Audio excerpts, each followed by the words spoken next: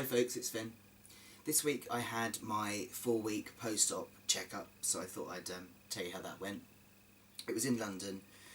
I thought it was actually at the andrology clinic on Harley Street, but it's actually in the building opposite, because that's where all the nurses are stationed. So I saw the nurse, and to be honest, it really wasn't that much different than seeing my practice nurse, which has left me a little bit confused. I was under the impression from everybody else I've known who's done this, who's gone for their 4-week checkup, you have a catheter tube passed down through the middle of the phallus where the new urethral tube has been created, so that you can keep that clear and you can be taught to flush that and do that at home for yourself. But that didn't happen, which is very confusing. I did ask, and Karen, the nurse that I saw, said that she wasn't sure when that would happen, but that she would ask Mr. Christopher and then let me know. So slightly confused. But saying that, it wasn't a wasted journey. It was really nice actually to meet her and to get some reassurance from somebody that actually really knows this stuff and knows what's going on, knows what things look like. So, for that reason it was really good. She had a look at Finn Jr. and she's really happy with the way everything's healing. The oozing at the base of the phallus and the stent, she said that's absolutely fine and that will clear up over time. The kind of underside of my testicle, which I thought was kind of a bit oozy, has opened up a little bit. It's got a little kind of open wound in it, like I had on my pubic area above the phallus. But again, there's nothing that can really be done by that like that. It's just that kind of area, and the body will heal.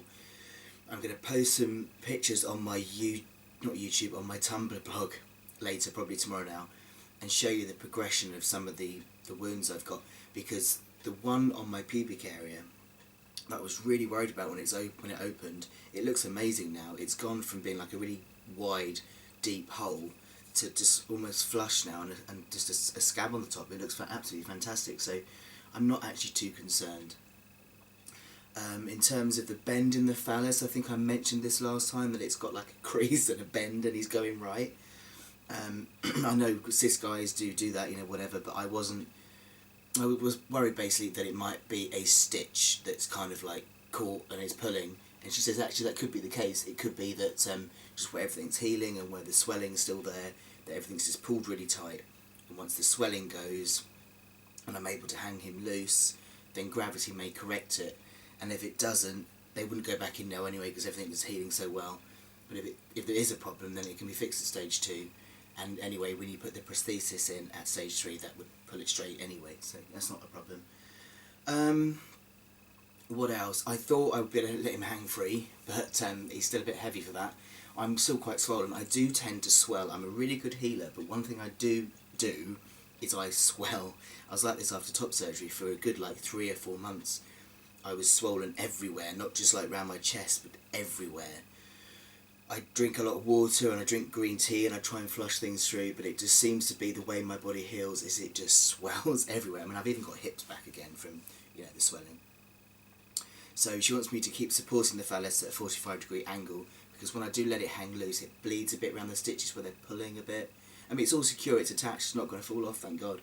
But you don't want that pulling, so still support it, but when I'm sat at home, just try and kind of let it out and let it hang a bit lower when I'm at home, but just be careful. So that's a bit disappointing, because I was quite looking forward to how it would feel to have it kind of swinging about. But anyway, good things come to those who wait. What else did she say? I think that was about it really.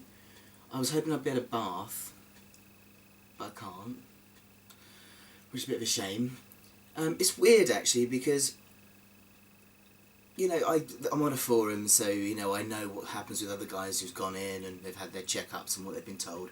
And say guys have gone in and they've been shown how to put the catheter down and flush.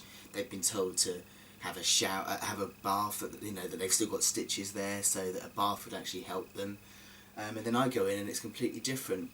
Now I know everyone kind of heals at different stages, and that's likely why. But it didn't feel like that. I think Karen used to work for Mr. Christopher a few years back and has just started back again, so maybe she just didn't realise. But anyway, as I said, it wasn't a wasted journey. She looked at the arm as well. It doesn't look much different to last week. It's a bit drier, and where the scabs are, you're starting to see the very first bits of pink skin underneath, which is absolutely awesome. So it's still in this for a while yet. I've got to have it redressed every week until the arm and the skin looks more like regular skin and a normal arm. And I guess once that happens, then I can stop wearing this, because this is like to protect it and elevate it, because the swelling now in my hand, and it's actually not too bad today.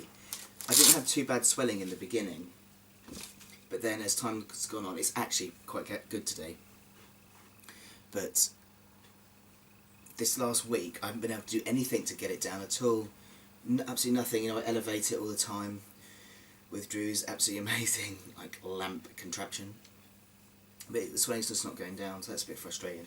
So yeah, for now the instructions are just to keep doing the pincer movements like this, which it's getting easier.